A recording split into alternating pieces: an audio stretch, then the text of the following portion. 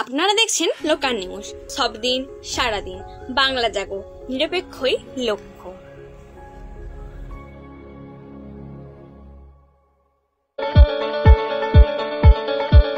তোলাবাজি জনরোষের মুখে এক ব্যক্তি। আজ চন্দ্রকোনার কাশণ্ড গ্রামে আজব ঘটনা, যাকে ঘিরে ধুন্ধুমার পরিস্থিতির সৃষ্টি। জানা যায়, পশ্চিম মেদিনীপুরে বিভিন্ন জায়গা থেকে এক ব্যক্তি সমাজে বড় বড় ব্যক্তিদের সাথে যোগাযোগের কথা জানিয়ে পরে নিজেকে সংবাদ মাধ্যমের প্রতিনিধি বলে দাবি করেন। এখানেই শেষ নয়, মহাবালা, কাশণ্ড, রামজীবনপুর, ক্ষীরপাইয়ের বিভিন্ন ব্যবসায়ীদের কাছে ভয় দেখিয়ে প্রতারণা করেন ওই ব্যক্তি। ওই ব্যবসায়ীদের কাছে হাজার হাজার টাকা দাবি করেন। ওই টাকা না দিলে বিভিন্ন সমস্যার সম্মুখীন হতে হবে বলে জানান। দফায় দফায় টাকা নিয়েও যান। কোনো ব্যক্তির কাছে 10,000 টাকা অগ্রিম এবং তারপর মাসিক 5,000 টাকা দাবি করেন বাদ সাধে সেই টাকা নিতে গিয়ে।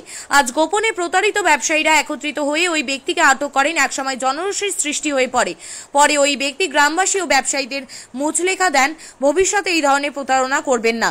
এখনো পর্যন্ত যে অর্থ প্রতারণা করেছেন তা ওই ব্যবসায়ীদের ফেরত দেবেন। ওই ব্যক্তির সাথে আরো যারা সাথে জড়িত আছেন তাদের নাম ঠিকানাও জানান গ্রামবাসী সহ ব্যবসায়ীদের। আপনারা দেখছেন সত্যের সন্ধানে নিরপেক্ষই লক্ষ্য। সব ধরনের খবরের আপডেট পাওয়ার জন্য ইউটিউব চ্যানেলটি সাবস্ক্রাইব করুন, ফেসবুক পেজটি ফলো করুন, লাইক কমেন্ট শেয়ার করতে ভুলবেন না। তোমাকে ফোন করেনি? হ্যাঁ, না করেনি। ওই আমাকে ফোন করে না, মিরাজুল করেছে।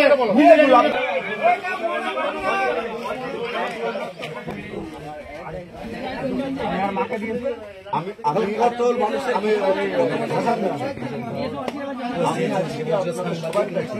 ওই ঘন্টায় সবার কাছে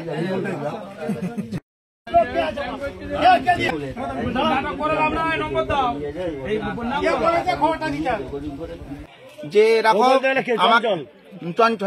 চঞ্চল আর মিরাজুল দুজনই বলছে চঞ্চল দা তোমাদের দিকটা কন্ট্রোল করবে, তুমি একটু ওকে দেখবে।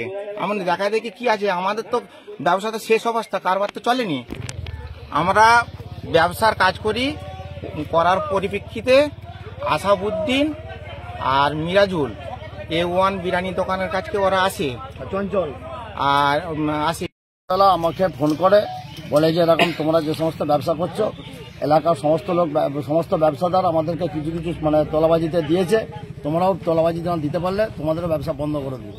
আমি বললাম সেটা আবার কীরকম করে হয়। এবার বিভিন্ন রকম মানে কথোপকথনের মাধ্যমে আমাকে ভয়ভীতি দেখিয়ে একটা তোলাবাজির অফার করার চেষ্টা করে। আমি বললাম যে স্যার আমার পক্ষে সম্ভব নয়। তো উনি বলছেন যে দেখুন আপনি না করলে আপনার পক্ষে আগামী দিন খুবই অসুবিধা হবে।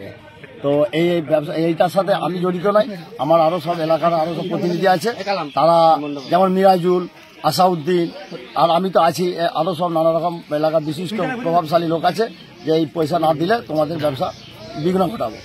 তো আমি সেই হিসাবে তো ভয় করে আমি দিলাম। দেওয়ার পরে আজকে হাজির হয়েছি, ওনাকে দেখতে পেয়েছি, দেখছি যে এই প্রতারণাতে সকলেই আমাদের সাথে জড়িত হয়ে গেছে।